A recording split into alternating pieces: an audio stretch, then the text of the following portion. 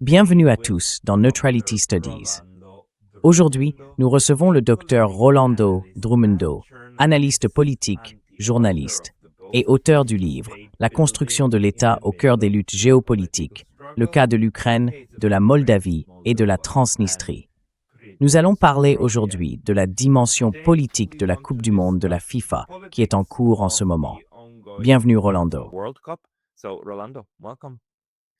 Bonjour Pascal, merci de m'avoir invité, c'est un honneur. Merci beaucoup d'avoir pris contact et d'avoir proposé cette idée de discussion sur la FIFA et la Coupe du Monde. Parce que la politique qui se cache derrière tout ça est souvent un peu dissimulée. On nous fait croire que c'est uniquement un événement sportif. Mais comme on l'a vu avec la façon dont Donald Trump a géré ne serait-ce que l'équipe d'Iran, c'est tout sauf ça. Alors Rolando, est-ce que tu peux nous dire, avant tout, quelle est ton analyse de la dimension politique de la Coupe du Monde? Of course, Pascal. Well, first of all, it's a very atypical World Cup. It is the first that it has 48 teams. So the FIFA decided to enlarge the already big cup that had 32 participants. Now it has 48, which of course increases everything, no? The requirements for organizing the stadiums and everything. But it's also atypical in the case that you have, for instance, that at the beginning of the World Cup, you had one country in war against other of the participants, for example, no? So it's like, besides that, you have a president of the United States that has been diminishing and harassing and attacking its neighbors, pretending, playing with the idea of Canada as a 51st state, until some weeks before, they were speculating with the idea of military strikes against Mexico. Un discours très agressif en permanence contre les Mexicains.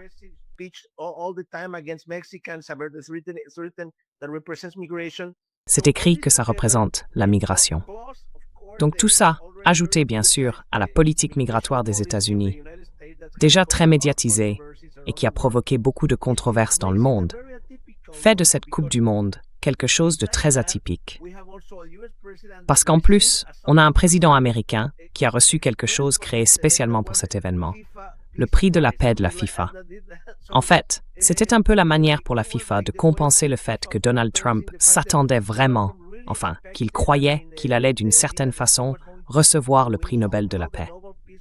Et comme ça ne s'est pas produit, même si Corina Machado était allée à la Maison-Blanche pour lui remettre le vrai prix et tout le reste, la FIFA a voulu apaiser Donald Trump et a inventé cette idée absurde d'un prix de la paix de la FIFA.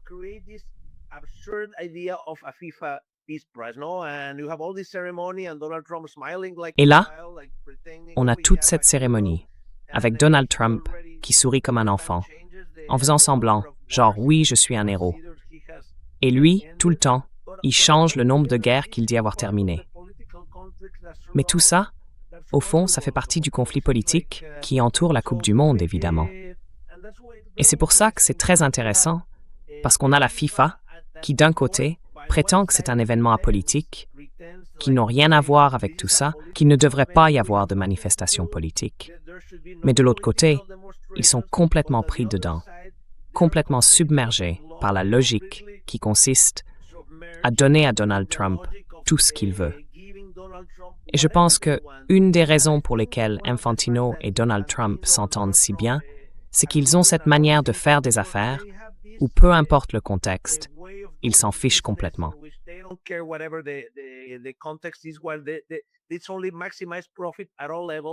C'est uniquement pour maximiser les profits, à tous les niveaux. Peu importe ce que les gens disent, peu importe les normes éthiques, peu importe ce qui peut arriver. C'est pour ça, je pense, qu'il y avait une vraie compréhension dans ce sens-là. On a vu beaucoup de débats sur le prix des billets, par exemple. Je comparais justement, j'ai eu la chance d'assister à la Coupe du Monde 2006 en Allemagne.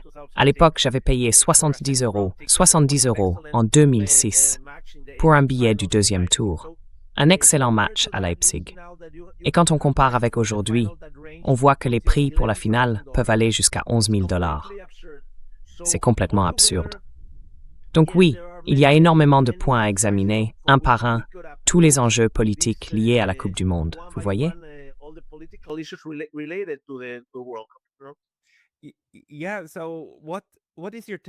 Oui. Alors, qu'est-ce que vous en pensez? 48 pays, c'est énorme. Et les événements sportifs, ils ont toujours eu des liens avec la politique. Les Jeux olympiques, par exemple, ont toujours une dimension géopolitique. Même dans l'Antiquité, les Jeux olympiques anciens avaient déjà des connexions géopolitiques. C'était d'ailleurs connu. Même des peuples en guerre faisaient une trêve pour aller aux Jeux, participer, puis retourner chez eux. N'est-ce pas? Du moins, c'était l'idéal à l'époque. Et aujourd'hui, on retrouve des problèmes très similaires, non?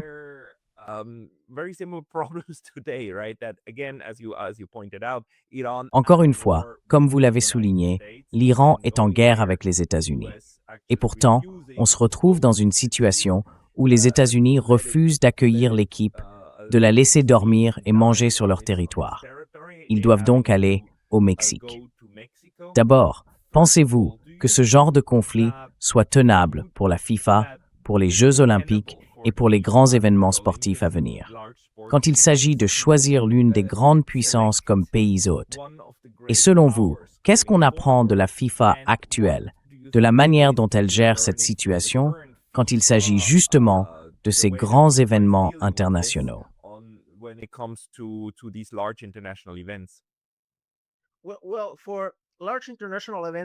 Eh bien, les grands événements internationaux ont toujours, vraiment toujours, tout au long de l'histoire, et pas seulement dans le football, utilisé les États-Unis comme une vitrine géante. C'est un peu le plus grand marché, la plus grande opportunité. Si on regarde, par exemple, l'histoire des Jeux olympiques, tout a complètement changé après Los Angeles 424. Ce moment-là a totalement transformé la conception de ce que ces Jeux pouvaient représenter pour le monde des affaires, pour les entreprises, pour tous les sponsors qui les organisent.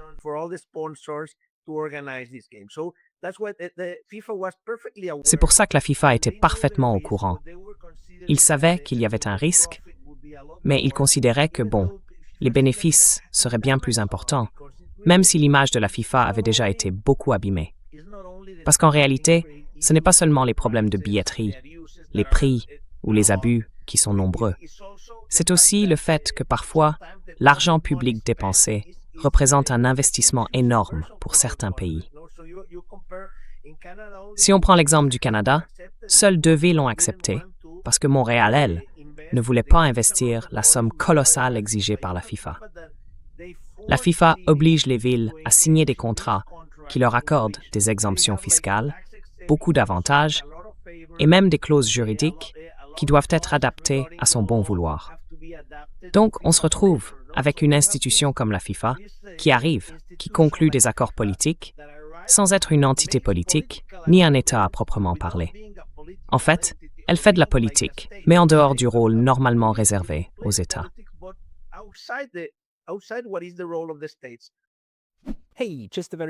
Salut, juste un petit mot rapide. La meilleure façon de soutenir cette chaîne, c'est de t'abonner gratuitement à ma newsletter sur Substack. Tu peux aussi aider avec un abonnement payant ou jeter un œil à nos nouveaux produits sur neutralitystudies.com. Les liens sont juste en dessous. À très vite là-bas.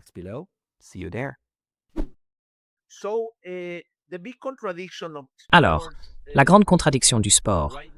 En ce moment, on a ces immenses organisations sportives qui prétendent être apolitiques. Mais en réalité, elles ont besoin, elles vivent et elles dépendent surtout de l'argent public dépensé par les États pour organiser ces événements. Parce que bien sûr, la FIFA veut fixer les règles. La FIFA ne veut jamais, en aucune circonstance, qu'un gouvernement local intervienne dans le football, parce que ce serait, selon elle, le chaos. Et chaque fois dans l'histoire qu'un pays a essayé, d'une manière ou d'une autre, d'intervenir dans le sport, la FIFA l'a immédiatement interdit.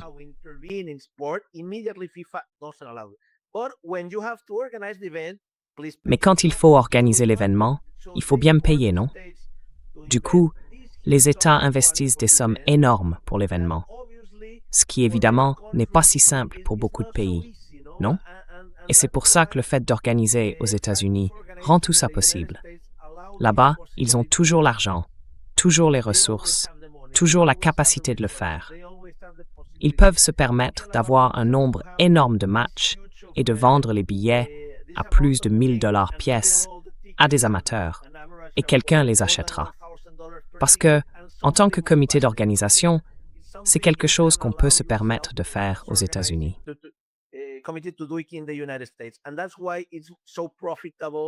Et c'est pour ça que c'est si rentable et si attirant pour eux de le faire. Et même sans parler encore de l'industrie du sport, une partie de l'organisation d'un tel événement, c'est de se demander quelle est votre histoire dans ce sport.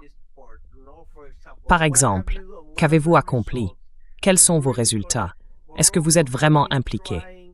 Le Maroc, par exemple, essaye depuis des années, avec de bien meilleurs résultats en football, d'accueillir la Coupe du Monde. Mais on ne lui a jamais permis de le faire, parce que, évidemment, c'est différent, non? Et puis, il y a aussi la dimension politique, sans parler de la vitrine que cela représente.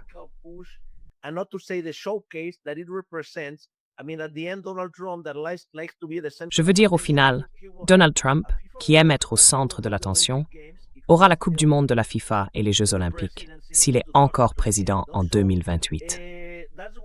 C'est pour ça que, et c'est là tout le problème, mais aussi toute la contradiction, à la FIFA, et pas seulement à la FIFA d'ailleurs, dans la manière dont le sport international fonctionne aujourd'hui, il n'y a absolument aucune responsabilité.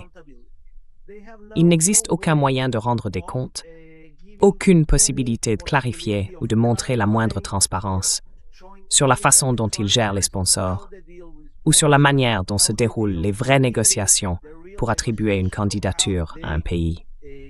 Au final, c'est pour ça que nous avons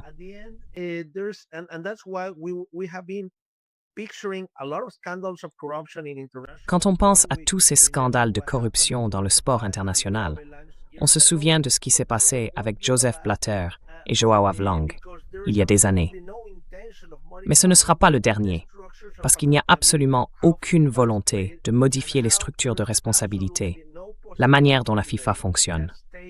Et aujourd'hui, il n'y a aucune possibilité pour les États ou les organisations internationales d'intervenir, de réguler, de contrôler ou de limiter le pouvoir que la FIFA détient, surtout face aux petits pays.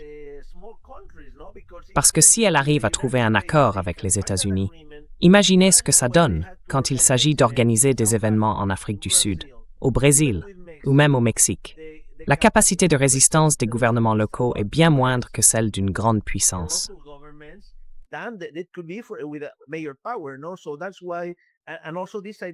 C'est pour ça, et aussi à cause de cette idée d'organiser ces trois pays hôtes pour vendre l'image d'un événement plus multinational, plus multiculturel.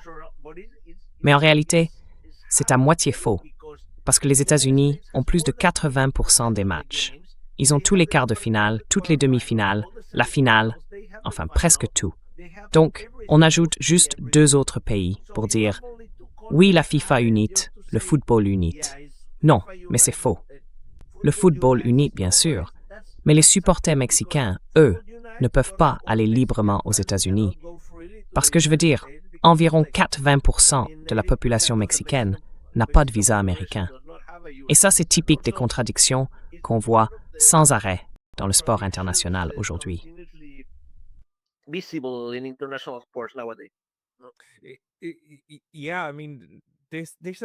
Oui, enfin, il y a quand même beaucoup d'hypocrisie dans tout ça. Et puis, il y a aussi cette question de savoir qui a le droit de participer et qui ne l'a pas. D'ailleurs, je dois m'excuser, je ne suis pas sûr. Qu'en est-il de la Russie? Ils n'ont pas le droit de participer, c'est bien ça? Ou alors sous un drapeau neutre? Tu peux me mettre à jour là-dessus?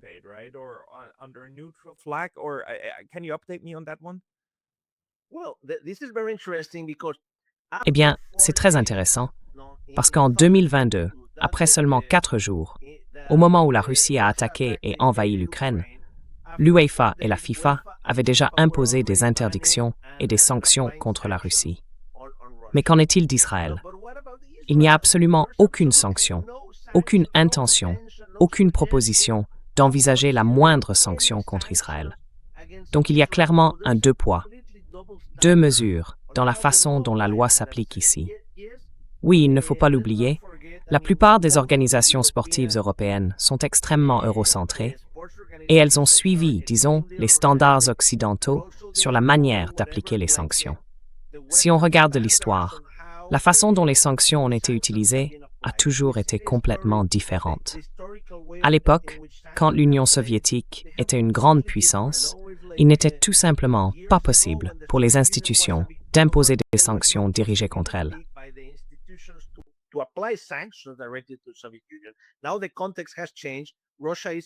Aujourd'hui, le contexte a changé. La Russie est totalement exclue des compétitions de l'UEFA et de la FIFA. Mais ce que je veux dire, c'est qu'on est face à un vrai deux poids, deux mesures. Alors, quels sont les critères? Ils ont envahi un pays, d'accord. Mais qu'en est-il d'Israël, par exemple? Là, rien du tout. Et les États-Unis? Ils ont attaqué l'Iran. Qui a sanctionné les États-Unis? Personne, évidemment. Personne n'oserait même proposer, ou simplement évoquer, l'idée de sanctionner les États-Unis. C'est un double standard complet qui montre très clairement comment les rapports de force dans le monde sont établis aujourd'hui.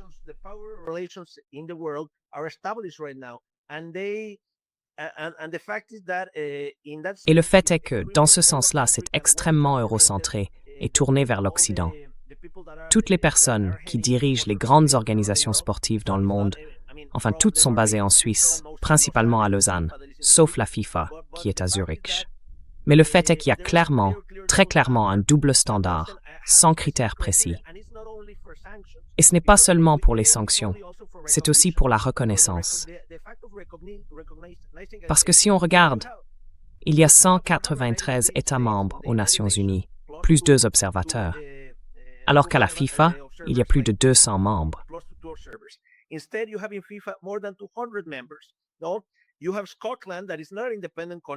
Vous avez l'Écosse, qui n'est pas un pays indépendant, mais qui est membre de la FIFA. En revanche, la Catalogne, par exemple. La Catalogne et l'Écosse ont un contexte très similaire. Dans les deux cas, il y a une forte volonté d'obtenir l'indépendance. Et pourtant, dans un contexte comparable, la Catalogne n'a pas cette possibilité. On peut aussi remarquer que plusieurs territoires appartenant au Royaume-Uni ont le droit d'avoir leur propre délégation à la FIFA. Prenons Curaçao, par exemple. Ce n'est pas un pays indépendant, et pourtant il participe à la Coupe du Monde. Curaçao fait partie du Royaume des Pays-Bas, par exemple.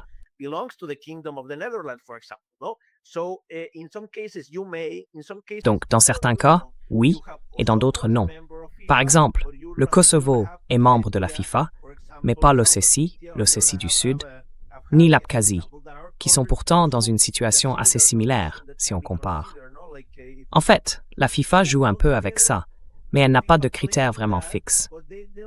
Ce n'est pas comme si elle disait « Bon, dans ce cas-là, on sanctionne tous ceux qui font la guerre ou qui attaquent un pays sans l'accord des Nations Unies. » Ce n'est pas le cas. Ou encore, on reconnaît seulement les pays membres de l'ONU ou ceux qui s'en rapprochent.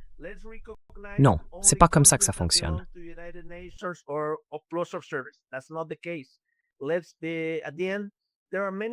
Au final, il y a beaucoup d'irrégularités dans leur façon de fonctionner. Mais évidemment, c'est très clair. On voit bien l'impact du contexte géopolitique, l'influence de ce qui permet à la vision dominante, celle de l'Occident, de s'imposer. Et c'est comme ça que la FIFA fonctionne, en cherchant avant tout à maximiser les opportunités commerciales et surtout à laisser les sponsors contrôler et décider de tout ce qui se passe. Parce qu'au fond, c'est dans l'intérêt des sponsors, dans l'intérêt des grandes entreprises, qui régulent, qui contrôlent et qui poussent à modifier les règles. Prenons par exemple la pause de rotation. Elle a suscité beaucoup de critiques dans le monde entier. Parce qu'en réalité, c'est juste un moyen d'offrir 2 minutes de plus aux sponsors pendant la première mi-temps et 2 minutes de plus pendant la seconde. Au final, ce sont les sponsors qui dirigent. Et le reste? Eh bien, on a l'impression que ça n'a plus d'importance. Le football, lui, n'est plus la priorité.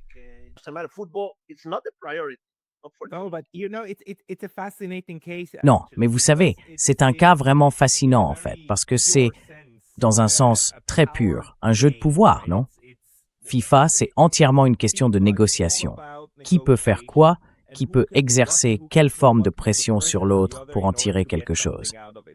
Donc, c'est en réalité une très bonne illustration du monde anarchique des relations internationales, dans une logique réaliste, mais aussi une illustration du fait qu'il existe un intérêt commun à organiser quelque chose. Tout le monde y gagne, au fond, si on parvient à organiser ce genre d'événement. Et la FIFA, enfin le mot FIFA lui-même, c'est l'abréviation du titre français de l'organisation.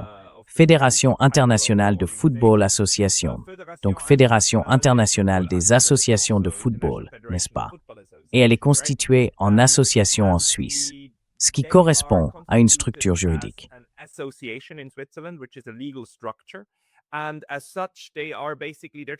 Et donc, en fait, c'est essentiellement une entreprise privée, une entité privée qui, avec d'autres entités privées dans le monde, chaque pays a la sienne ou chaque juridiction a sa propre fédération de football, rejoint ensuite la FIFA pour dire, en gros, « Hey, on veut participer à votre jeu ».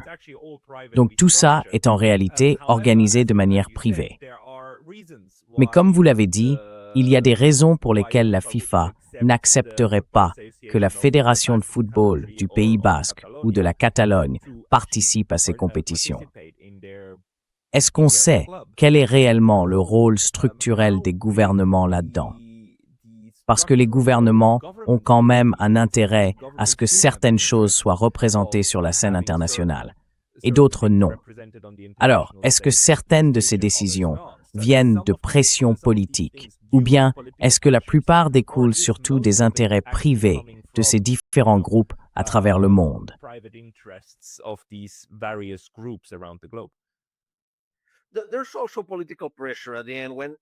Il y a aussi au fond une pression politique. Quand on négocie, il y a toujours cette question, qui veut quoi? Qui veut organiser la Coupe du Monde? Ça a toujours été comme ça dans l'histoire de la FIFA, même si les méthodes ont changé avec le temps. Mais la FIFA a toujours été très proche du pouvoir. N'oublions pas que la deuxième Coupe du Monde a été organisée en Italie, en 1934, sous le gouvernement de Benito Mussolini. Pour lui, c'était la vitrine idéale. L'Italie a remporté la Coupe du Monde et voulait montrer au monde entier à quel point le pays était grand, et ainsi de suite. Et la FIFA le sait très bien. Il n'en parle pas ouvertement, mais c'était évident. Si quelqu'un veut parler de sports washing, eh bien, on peut déjà en trouver un exemple à cette époque-là.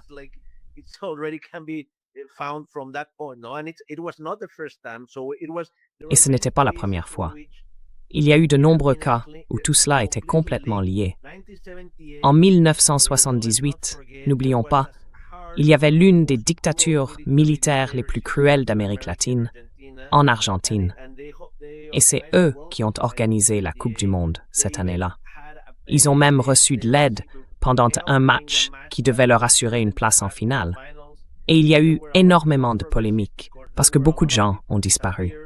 C'était une dictature qui a fait disparaître plus de 30 000 personnes, en plus des morts, des tortures et d'une longue liste d'abus. On n'a toujours pas fini de découvrir toutes les horreurs de ce qui s'est passé à ce moment-là.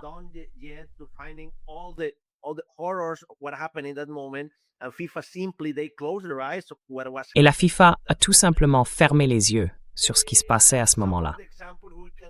Ce n'est qu'un exemple parmi d'autres. On peut en trouver beaucoup dans l'histoire de la FIFA. Mais le fait est que les gouvernements, eux, savent très bien comment ça fonctionne. Et certains en jouent ouvertement. Le Qatar, par exemple. Le Qatar ou l'Arabie saoudite, ce sont deux pays qui ont été parmi les premiers à le faire. Le Qatar est un cas particulièrement intéressant parce qu'il mène depuis des années une véritable campagne de relations publiques à l'échelle mondiale, surtout en Europe, mais aussi dans beaucoup d'autres pays. Et l'un des moyens qu'ils utilisent, c'est la diplomatie sportive. Ils se sont dit, très bien, on va faire de Qatar Airways le sponsor de nombreuses activités en Europe, dans le football ou ailleurs.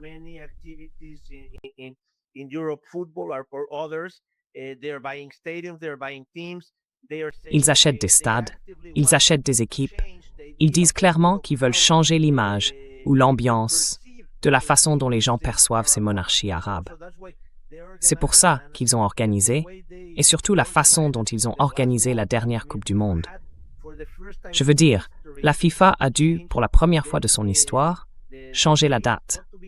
Elle n'a pas eu lieu en été, comme d'habitude dans l'hémisphère nord, mais en hiver. C'était assez drôle pour nous tous, en décembre, avec la neige dehors, de regarder la Coupe du Monde. On se disait, bon, ça, c'est pas courant. Mais tout ça, évidemment, c'était à cause de la manière dont ils ont réussi à pousser, parce qu'il n'y a pas d'autre mot, à pousser tous les dirigeants de la FIFA à se convaincre que le Qatar était le pays idéal.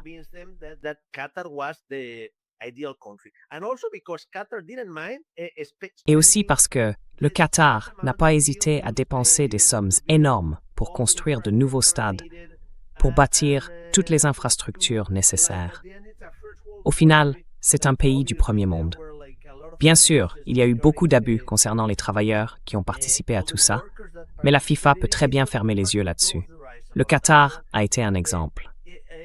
Et on a un deuxième exemple, parce que, après le succès du Qatar, et ce succès continue, notamment dans la façon dont le pays soigne son image à travers le sport, l'Arabie saoudite a commencé à faire la même chose. L'Arabie saoudite investit, elle aussi, énormément dans le sport. Et n'oublions pas que l'Arabie saoudite sera l'unique pays hôte de la Coupe du monde de football 2034.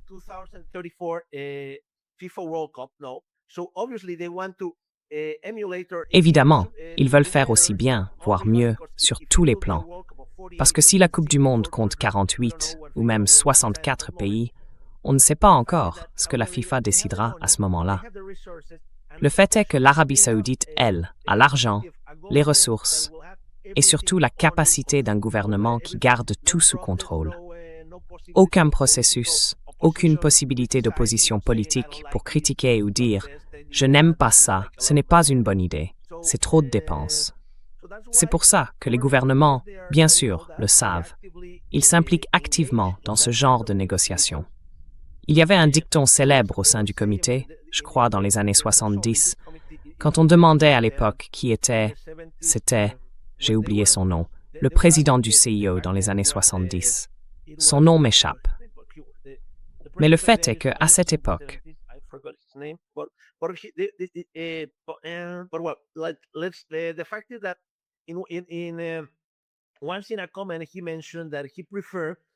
une fois, dans un commentaire, il a dit qu'il préférait ça parce qu'il avait dû organiser les Jeux olympiques de 1980 à Moscou et qu'il en était très content. Il a expliqué « Je préfère organiser des événements dans des pays où il n'y a pas d'opposition ni de démocratie pour nous critiquer, parce que c'est beaucoup plus pratique. » Je ne me souviens pas de la phrase exacte, mais c'était quelque chose dans ce sens-là, l'idée que ça simplifiait les choses. Donc ça m'arrange, bien sûr, il était catalan. Oui, évidemment, ça m'arrange. Bref, pour la FIFA, tout ça, ce sont des scénarios parfaits.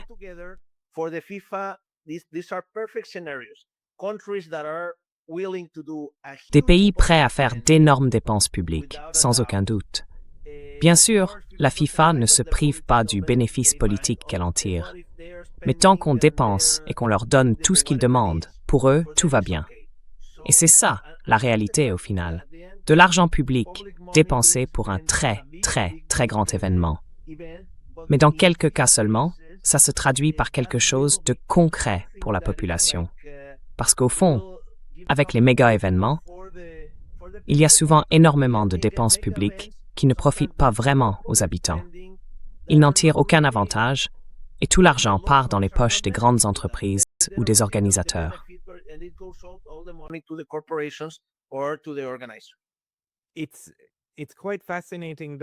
C'est assez fascinant quand même.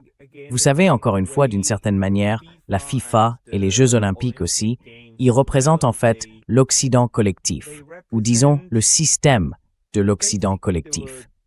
Et on le voit bien aujourd'hui.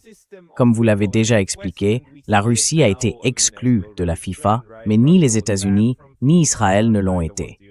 Donc on a en quelque sorte ce consensus d'un groupe de pays qui, autrefois, pouvait dire à tout le monde comment les choses devaient se passer. Et maintenant, on voit que d'autres pays veulent vraiment participer de leur propre volonté. Les gens aiment le football, tout simplement. Et donc, eux aussi veulent avoir leurs propres équipes, et ils veulent les envoyer à ce grand événement mondial.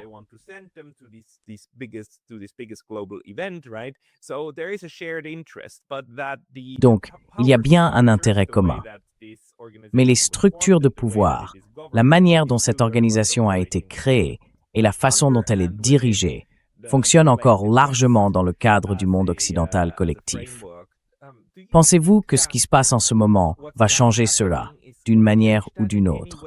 Ou bien est-ce tellement enraciné qu'il ne faut pas s'attendre à une remise en question de la FIFA non plus? Parce que vous savez, les Nations Unies sont bloquées pour d'autres raisons internes quand il s'agit de se réformer. Et la FIFA alors? Voyez-vous un changement possible dans cette organisation, plus que dans l'ONU, ou pas?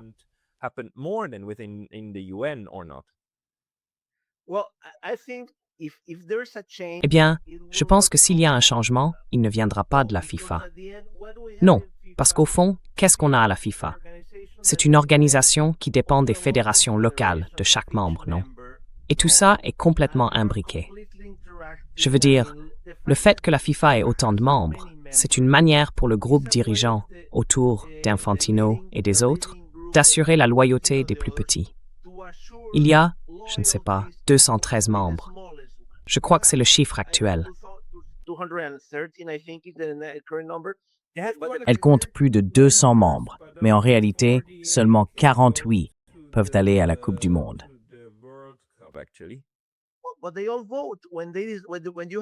Mais ils votent tous quand il faut décider de beaucoup de choses.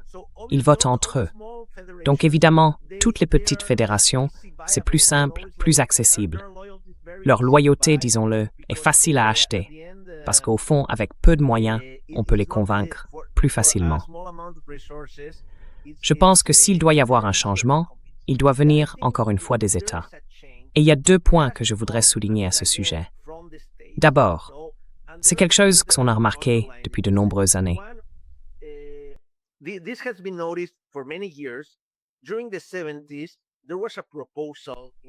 Dans les années 70, il y a eu à l'époque une proposition du gouvernement cubain. Fidel Castro avait suggéré que les Jeux olympiques soient gérés par l'UNESCO.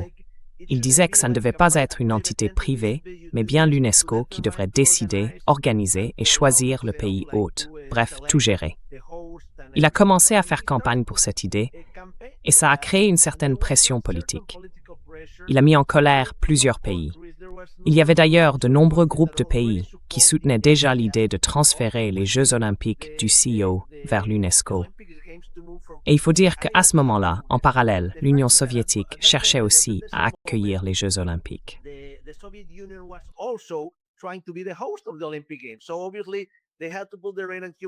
Alors évidemment, ils ont dû mettre la main sur Cuba et dire « Hey, attends un peu, ce n'est pas pour toi, c'est pas ton moment ». Du coup, l'Union soviétique a mis fin à cette campagne cubaine, et voilà.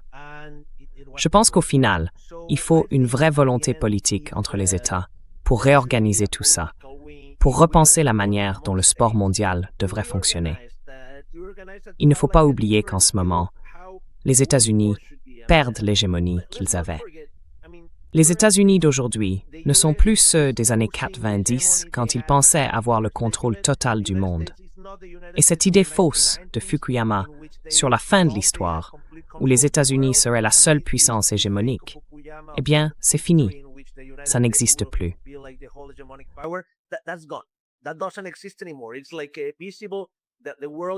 On voit bien que le centre du monde se déplace vers l'Asie. Le monde est en train de basculer autour de l'Asie. On ne sait pas encore quel type d'ordre mondial on aura, parce qu'il y a encore des problèmes à régler en Iran et en Ukraine, qui auront forcément un impact sur la façon dont ce nouvel ordre mondial va se construire.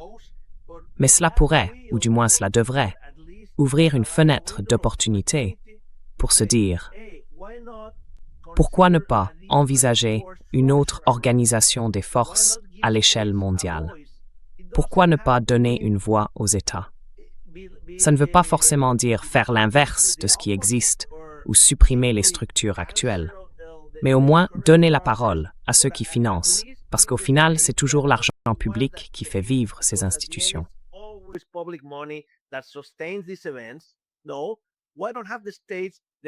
Non. Pourquoi les États n'auraient-ils pas la voix et la possibilité de vraiment encadrer, de limiter et surtout d'empêcher les abus qu'on voit de la part de la FIFA à tellement de niveaux? Je pense que la fenêtre d'opportunité existe, mais il faut un groupe de pays organisé, avec une vraie volonté politique. Et dans ce contexte, il faut vraiment voir quelle forme prendra le monde dans les 5 à 10 prochaines années. Parce que honnêtement, c'est difficile à prévoir. On ne sait pas ce qui se passera à Taïwan, s'il y aura une guerre dans 5 ou 10 ans. On ne sait pas comment la crise au Moyen-Orient va se terminer.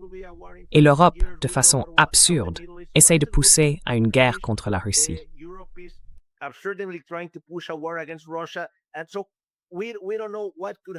Donc, on ne sait pas vraiment ce qui peut arriver, à bien des égards. Mais évidemment, après ça, ça ouvre des possibilités pour se réorganiser. Je pense que ça pourrait être une bonne occasion pour le sport, surtout avec l'image de la FIFA qui se dégrade sans arrêt. Les gens la voient déjà comme une organisation corrompue et abusive. La façon dont elle traite les travailleurs, la manière dont elle gère les autorités locales. Quand on regarde tous les contrats, toutes les exonérations fiscales. Enfin, les gens ne sont pas idiots. Bien sûr, les gens aiment le football, ils sont passionnés de football. Mais quand même, je pense que pour les supporters ne sont pas fans de la FIFA, non? Les fans de foot ne sont pas fans de la FIFA, non?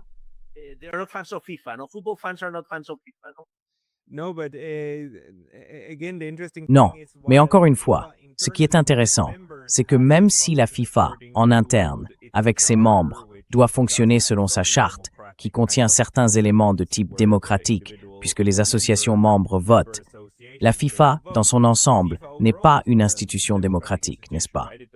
Peu importe ce que pensent les gens en Équateur, en Colombie, en Espagne, en Italie ou en Chine. La FIFA agit en fonction de sa propre charte, et c'est tout. Et tout cela inclut aussi beaucoup de politiques liées à l'argent à l'intérieur de l'organisation.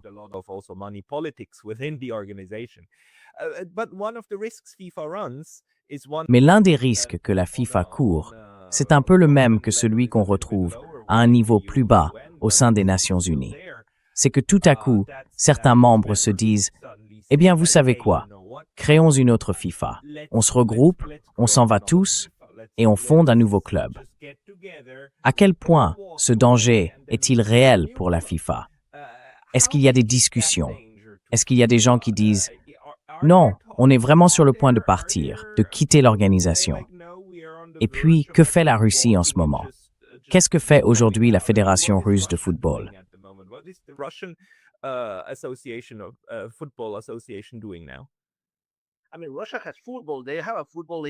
Je veux dire, la Russie a le football. Ils ont leur propre championnat et il y a pas mal de joueurs qui jouent actuellement en Russie et qui participent à la Coupe du Monde avec d'autres équipes nationales, par exemple. Mais le fait est que, voilà, on ne peut pas arrêter le football. Au final, les gens continuent à jouer et les gens continuent à s'organiser. Il y a toujours des organisations parallèles. Évidemment, ce n'est pas sanctionné ni reconnu par la FIFA, ce qui exclut enfin. Comme je le disais, il existe une association qui s'appelle la CONIFA. Elle regroupe beaucoup d'États non reconnus, mais aussi différents mouvements politiques ou groupes ethniques qui veulent avoir leur propre représentation.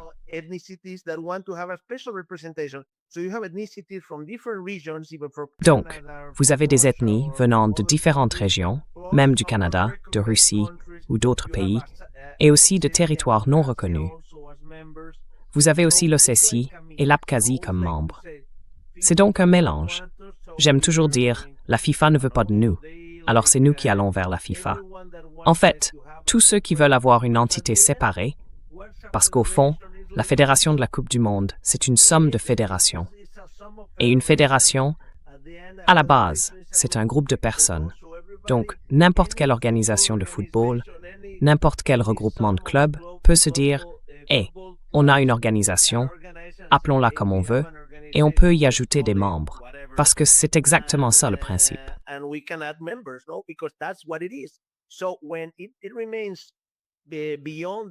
Donc, quand ça reste en dehors de ce que les États peuvent vraiment contrôler, il y a toujours cette possibilité d'un univers parallèle, en quelque sorte. Alors, je pense que les États doivent reconnaître leurs vraies capacités et agir ensemble en fonction de ça. Parce que, oui, c'est un peu comme la FIFA. Si tu as un groupe d'États, pas seulement un ou deux, à chaque fois qu'un pays veut intervenir dans une fédération, parce qu'ils ne payent pas leurs impôts, ou à cause d'abus de travail, ou pour n'importe quelle autre raison, la FIFA menace immédiatement de sanctions ou d'exclure le pays de la Coupe du Monde. Par exemple, l'Iran avait envisagé, et c'était justifié, de ne pas participer à la Coupe du Monde, vu le contexte actuel. Et la FIFA a tout de suite menacé de sanctions, disant qu'il pourrait être sanctionné s'il décidait de ne pas participer. Attends, tu peux m'expliquer ça?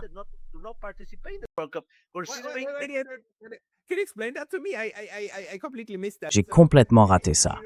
Donc l'Iran a dit, peut-être qu'on ne va pas participer. Et ensuite, la FIFA a répondu, si vous ne venez pas, on va vous sanctionner. Sérieusement.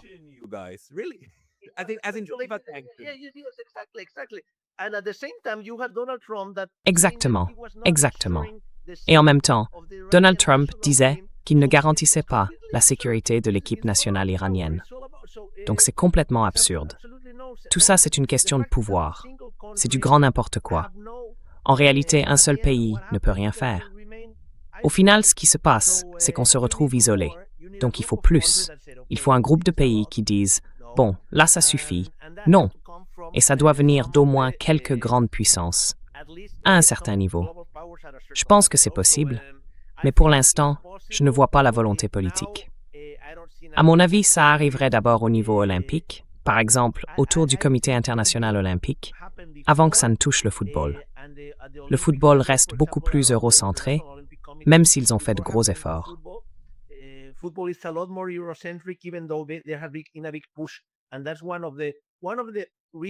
Et c'est justement l'une des raisons pour lesquelles on veut augmenter le nombre de participants, pour permettre au marché de se développer en Asie et en Afrique. Oui, pour se développer en Asie et en Afrique. C'est pour ça qu'ils apportent beaucoup plus d'aide à ces pays et qu'ils essayent d'élargir le marché dans ces régions. Mais malgré tout, le football reste un sport très eurocentré. On a un cas historique très intéressant, et c'est l'un des rares moments où la FIFA, ou plutôt l'UEFA, dans ce cas, a dû faire marche arrière. L'affaire Bosman, dans les années 90, je crois. Parce que dans l'affaire Bosman, il y avait les règlements de l'UEFA, les règlements de l'Union européenne sur les travailleurs, qui garantissent que tous les citoyens de l'Union européenne ont le droit de travailler et de résider dans d'autres pays membres de l'Union.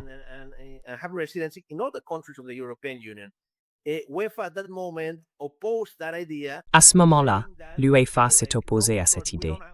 Ils ont dit non, on ne veut pas qu'un pays ait tous les joueurs d'un autre pays, ce serait un problème.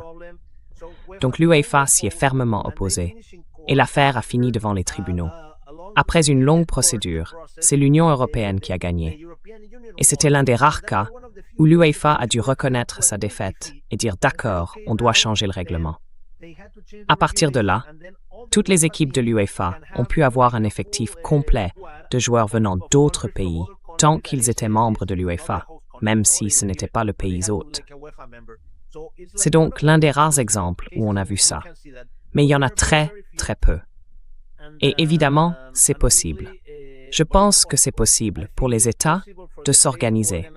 C'est possible d'avoir cette discussion au niveau des Nations Unies, ou au moins au niveau des organisations régionales.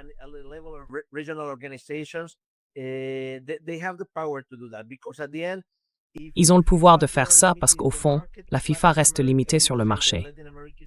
Si l'Amérique latine disait clairement qu'elle représente un immense marché pour la consommation du football, évidemment, elle aurait la capacité de faire pression autrement. Mais au final, aujourd'hui, le pays est complètement soumis, complètement contraint. Si on regarde le cas du Mexique, c'était bien plus abusif que pour le Canada ou les États-Unis, avec toutes les mesures imposées par le Canada. Et pourtant, les pays ne disent rien. Ils préfèrent sacrifier ça pour l'effet politique que ça peut avoir. C'est triste, vraiment. Mais je pense qu'il y a toujours une fenêtre d'opportunité, à condition qu'il y ait une volonté politique chez certaines puissances mondiales, prêtes à réfléchir, disons, à une réorganisation du sport. Oui.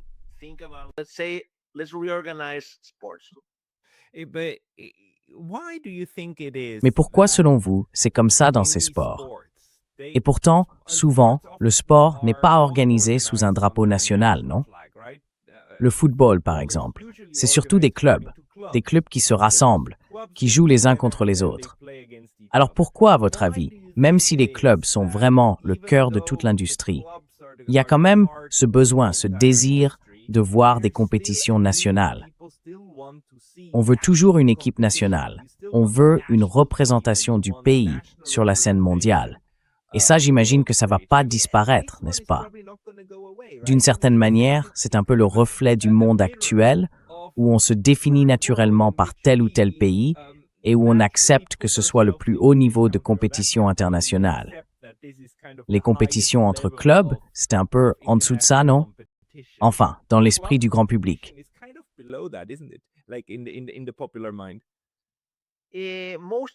En grande partie, oui.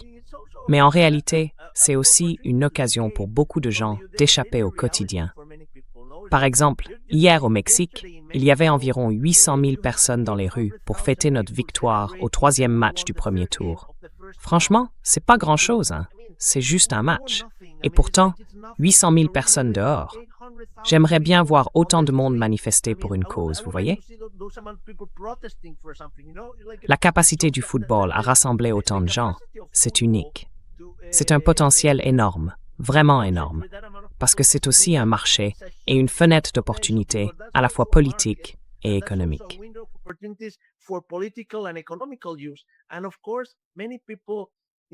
Et bien sûr, pour beaucoup de gens dans ces situations, le football, c'est une façon d'échapper à la réalité du quotidien. Tu vois?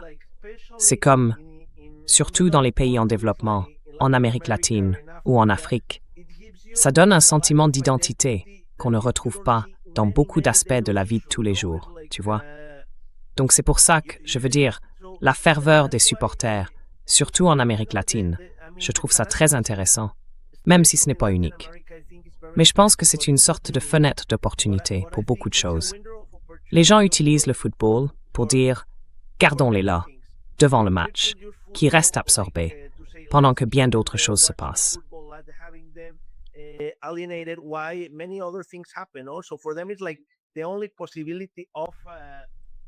Et pour eux aussi, c'est un peu la seule possibilité d'avoir un moment de joie au milieu de leurs difficultés quotidiennes.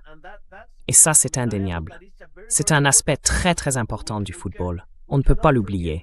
Les gens ont besoin du football, un peu comme d'une drogue, pour oublier ce qui se passe autour d'eux. Et si on voit ça au Mexique, en Argentine, c'est encore plus fort. Je veux dire là-bas, le niveau d'aliénation est encore plus élevé. Mais en même temps, là-bas, les clubs sont de vrais clubs, parce qu'ils sont liés à l'identité locale. Tu as le club de ton quartier.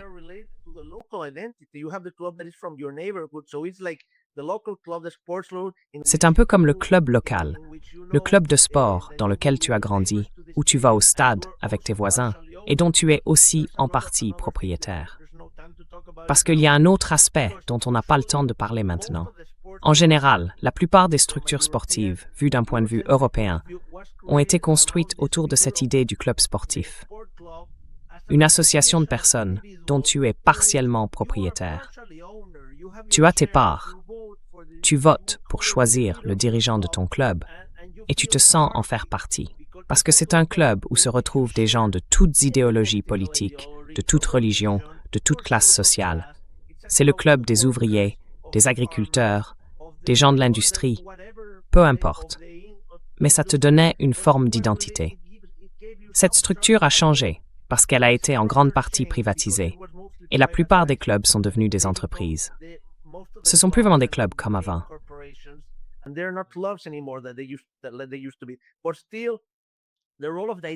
Mais malgré tout, le rôle de l'identité reste très très important. C'est pour ça que les gens s'identifient parfois à leur club, mais aussi à l'équipe nationale. Et avec l'équipe nationale, je pense que le phénomène est encore plus visible dans les pays où l'État est faible, ou bien où il y a beaucoup de luttes politiques internes pour réaffirmer ou maintenir ce qu'est un État. Par exemple, la Bosnie, c'est un cas intéressant. La Bosnie, vous y avez participé, mais c'est un État en échec à bien des égards. Les accords de Dayton ne fonctionnent plus vraiment et le pays est divisé en deux. Je suis sûr que ce serait intéressant de regarder les statistiques, mais la plupart des supporters, des passionnés bosniens, viennent de la partie ouest de la Bosnie-Herzégovine et non de la Republika Srpska, où les gens se sentent plus serbes, par exemple.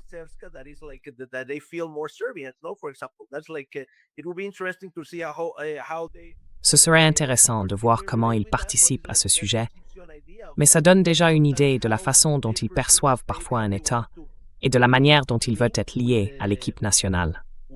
Je pense que chaque pays offre une perspective différente, une fenêtre sur la façon dont il s'en sert. Mais bien sûr, c'est aussi une manière d'échapper à la réalité. C'est une façon de dire « voilà, on est là, on existe ». Pendant un instant, on a l'impression que tout le monde est pareil. Enfin, on a cette impression, mais ça crée une sorte de fantasme, celui du possible. Ça fait naître l'idée qu'une petite île comme le Cap-Vert a réussi à faire match nul contre l'Espagne.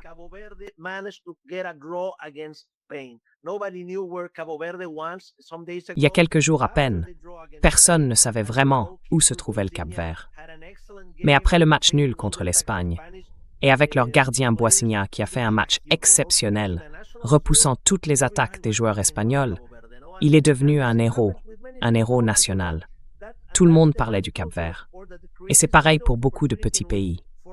C'est ça aussi, la magie du sport. Il crée une fenêtre d'opportunité où, pendant un instant, on n'est plus ce petit pays qui avait été banni des États-Unis par Donald Trump, mais un pays qui joue à l'international, qui marque des buts, qui affronte une grande puissance mondiale en face à face. Et cette magie du football, bien sûr, la FIFA l'utilise aussi. Ils comprennent parfaitement le pouvoir que ça donne, et ils s'en servent pour maximiser les profits, élargir le marché et augmenter les gains pour eux-mêmes et pour tous les sponsors autour.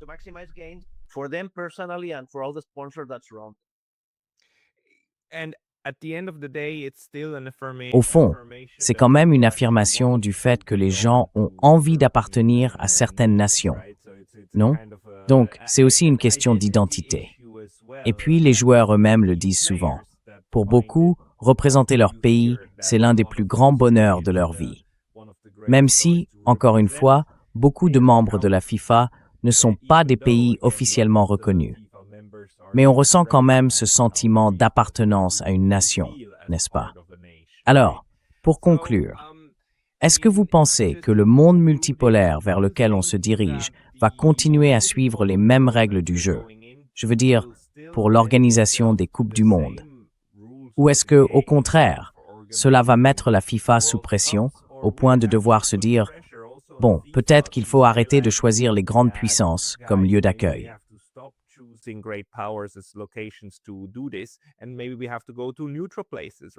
Et peut-être qu'il faut aller vers des lieux neutres, non? Il faut choisir de petits États qui n'ont pas cette capacité à imposer certaines choses. Je veux dire, les États-Unis ont simplement pu dire à la FIFA « Écoutez, on ne donnera pas de visa aux Iraniens ».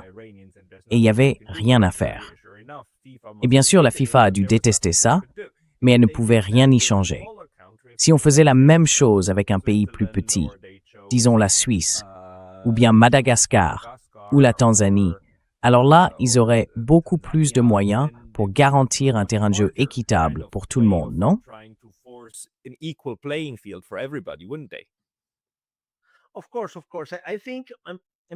Bien sûr, bien sûr.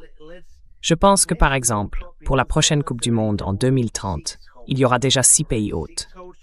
6 pays hôtes, ce qui permet à la FIFA de contrôler plus facilement l'ensemble des 6 pays participants.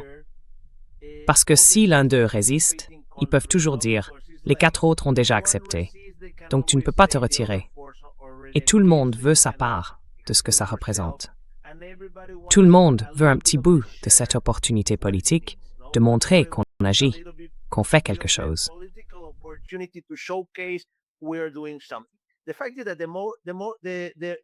En fait, plus il y a de pays hôtes, moins il y a de risques qu'un seul s'en serve pour faire avancer son propre agenda politique. Du coup, c'est plus facile pour la FIFA de garder le contrôle. Mais en 2034, ce sera l'Arabie saoudite. Et comme je l'ai déjà dit, là-bas, l'argent n'est pas un problème. Dépenser non plus. Il n'y a pas pour l'instant de risque politique lié à une opposition. On ne sait pas ce qui se passera dans 8 ans. Mais justement, c'est bien ça le problème, non? Je veux dire, cette certitude a un peu disparu. L'Asie de l'Ouest paraissait autrefois bien plus stable qu'aujourd'hui.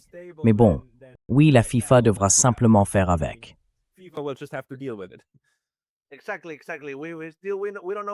Exactement. Exactement. On ne sait pas ce qui va se passer.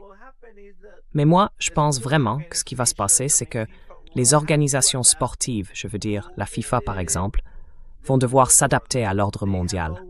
Elles ont toujours fait ça. N'oublions pas qu'elles ont accepté que le régime nazi participe en 1938. À ce moment-là, par exemple, il y avait un drapeau nazi pendant les matchs de l'Allemagne en Suisse. Et c'était comme si de rien n'était. Ils ne s'en souciaient pas. En fait, ils se sont toujours adaptés à ceux qui détiennent le pouvoir, à ceux qui dirigent.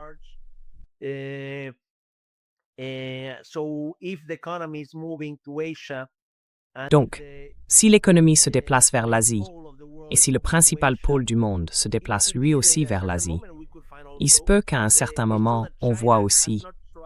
Enfin, c'est vrai que la Chine n'a pas vraiment cherché à jouer un rôle plus actif. Je veux dire, oui, elle s'est investie dans le sport pour obtenir des résultats, pour montrer qu'elle veut être la première aux Jeux olympiques en nombre de médailles. Mais malgré tout, elle ne s'implique pas vraiment, parce qu'elle sait que tout cela reste très occidental dans ses structures, et surtout dans le football. Donc, on pourrait voir un changement, mais je pense que cela dépendra de la manière dont ce nouvel ordre mondial sera perçu, tant que la situation ne sera pas stabilisée en Iran, en Ukraine et dans le Pacifique, avec la Chine, bien sûr.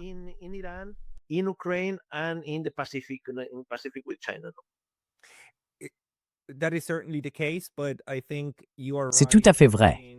Mais je pense que vous avez raison aussi de souligner que la FIFA et les Jeux olympiques, tout comme la diplomatie ou la politique du sport, sont en fait un bon moyen de sentir un peu dans quelle direction les choses évoluent. Si la FIFA change certaines de ses règles de participation, eh bien peut-être que vous voyez, si elle commence à réintégrer la Russie, par exemple, ce serait un signe fort de quelque chose. Si elle commence à exclure des membres, c'est aussi un signe. Donc, en quelque sorte, c'est un peu comme un canari dans la mine de charbon, un indicateur à surveiller.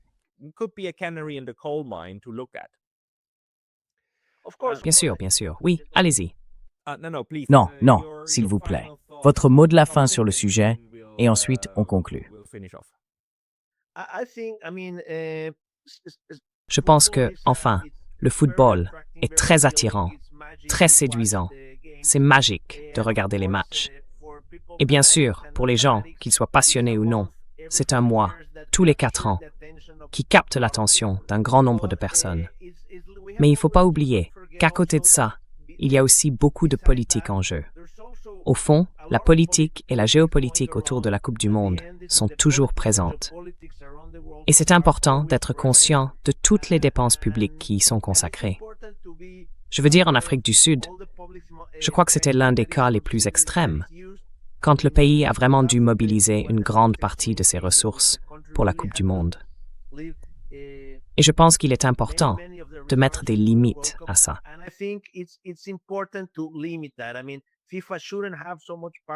Je veux dire, la FIFA ne devrait pas avoir autant de pouvoir. De la même façon qu'on ne devrait pas avoir de trillionnaires dans le monde, on ne devrait pas non plus avoir une organisation avec autant de pouvoir, sans régulation, sans rendre de compte, comme la FIFA. Non. La FIFA doit rendre des comptes. La FIFA a besoin de limites. Les États doivent s'impliquer davantage, de manière proactive, pour fixer ces limites ensemble, à travers les Nations Unies, l'UNESCO et toutes les organisations régionales et internationales possibles. Il faut se demander jusqu'à quel point on accepte qu'une entité privée décide de ce qui se passe à l'intérieur d'un État.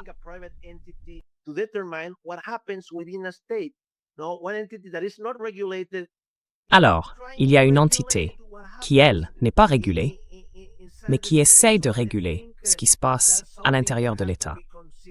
Et je pense que c'est quelque chose qu'il faut vraiment prendre en compte, qu'il faut répéter, qu'il faut rappeler pour le bien du football en général, et aussi pour tous ces supporters fidèles qui, quoi qu'il arrive, tous les 4 ans, sacrifient un mois de leur vie pour regarder tous les matchs possibles, pour suivre tout ce qui se passe et pour porter le maillot de leur pays avec toute la passion et toute la symbolique que ça représente.